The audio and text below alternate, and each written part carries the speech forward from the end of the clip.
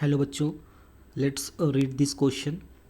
The question says a potentiometer wire is 100 centimeter long and a constant potential difference is maintained across it. Two cells are connected in series, first to support one another and then in opposite direction.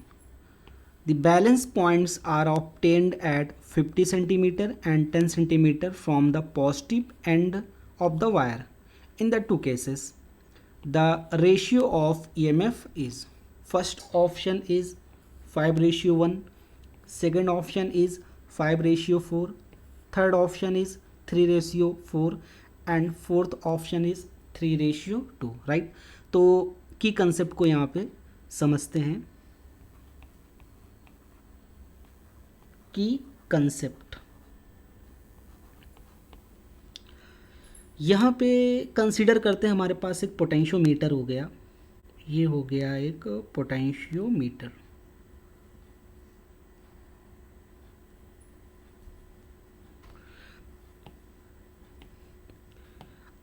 इस ये हो गई यहाँ पे ये potentiometer की जो battery है, ये बैटरी हो गई,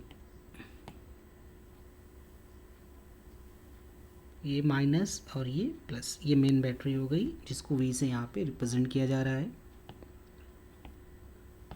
और ये हो गया रियोस्टेट, राइट.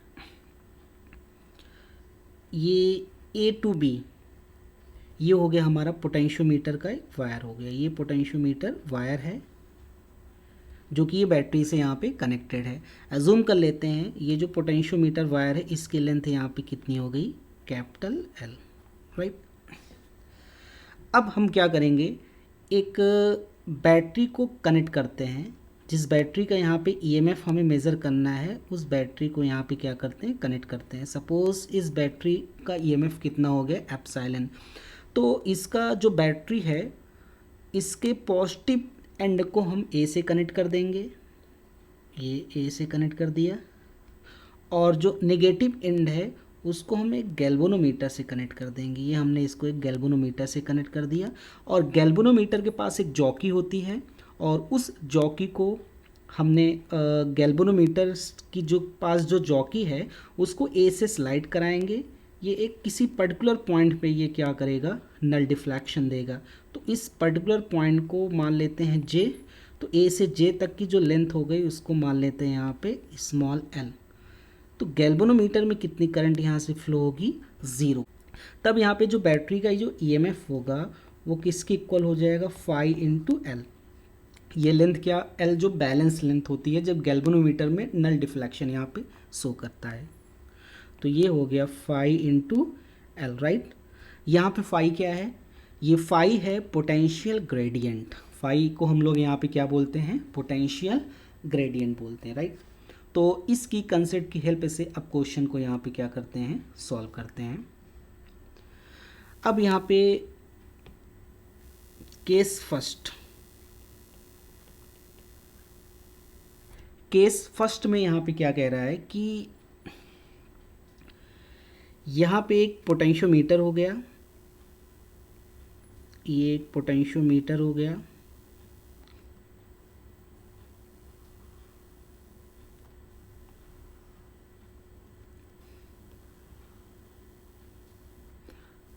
इसको मान लेते हैं पॉइंट A और इसको क्या मान लेते हैं, पॉइंट B, राइट. ये हो गई मेन बैटरी और इसका पोटेंशियल क्या मान लेते हैं यहाँ पे, V. और ये हो गया रियोस्टेट. तो रियोस्टेट के पास कितना रेजिस्टेंस है, RH होगा. इसको वेरिएबल रजिस्टर होता है, इसको मान लेते हैं यहाँ पे RH, राइट.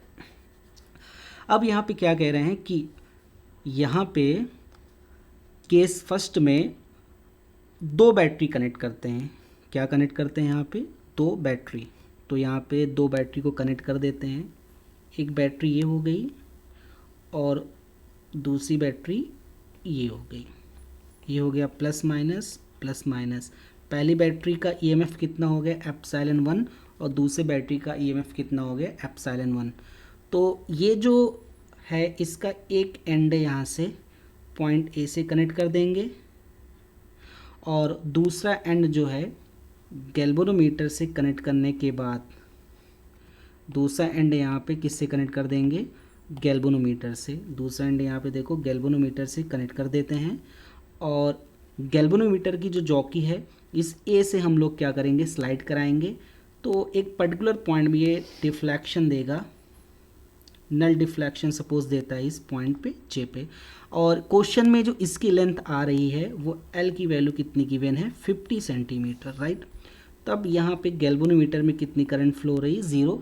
नल पॉइंट की जो डिस्टेंस हो जाएगी पॉइंट ए से ये हो जाएगी 50 सेंटीमीटर, राइट। और यहाँ पे केस फर्स्ट में जो कह रहा था two cells are connected first to support, यानी एक दूसरे को ये सपोर्ट करेंगे, यानी दोनों का क्या होगा, plus plus minus plus minus.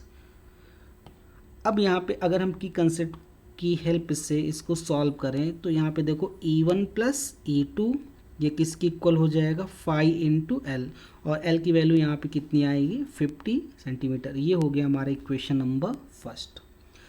अब यहाँ पे सेकंड केस में क्या कह रहा है, सेकंड केस में ये कह रहा है कि एक बार ये तो सपोर्ट कर रहे हैं और दूसरी बार ये अपोजिट डायरेक्शन में। देखो ये दूसरे केस में क्या कह रहे हैं, ये अपोजिट डायरेक्शन में है। तो यानी जो ईएमएफ होगा दोनों को अपोजिट डायरेक्शन में अगर कनेक्ट कर देंगे तो ये हो जाएगा E1 माइनस E2 5। तब जो बैलेंसिंग लेंथ है वो कितनी हो जाती है यहाँ पे, 10 सेंटीमीटर। तो ये हो गया हमारा इक्वेशन नंबर सेकेंड, राइट। तो इक्वेशन फर्स्ट में यहाँ पे सपोर्ट कर रही थी दोनों बैटरी, तो E1 प्लस E2 किसके इक्वल आ गया, 5 इंटू 50, और 50 यहाँ पे क्या है, बैलेंसिंग लेंथ। और सेकंड केस में जब EMF को यहाँ पे ऐड किया गया है, दोनों एक दूसरे को क्या कर रहे थे, अपोजिट डायरेक्शन में थे, सपोर्ट नहीं कर रहे थे। यहाँ पे E1 माइनस E2 हो गया, इक्वल टू क्या आ गया, 5 इंटू 10, राइट। अब इक्वेशन फर्स्ट और सेकेंड को डिवाइड कर देते हैं, राइट।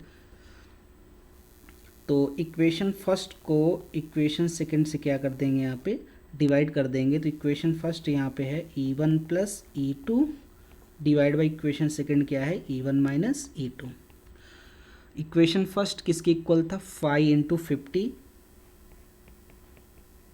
और इसको डिवाइड कर देंगे 5 इंटू 10, राइट। 5 से 5 यहाँ पे क्या हो जाएगा, कैंसिल, और ये 0 से 0 कैंसिल हो जाएगा। तो यहाँ पे आ जाएगा E1 प्लस E2 डिवाइड में क्या आ जाएगा, E1 माइनस E2। ये किसके इक्वल आ जाएगा, 5 डिवाइड बाई 1। इसको क्रॉस मल्टीप्लाई कर देंगे, ये हो जाएगा E1 प्लस E2, ये हो जाएगा 5 E1 माइनस 5 E2।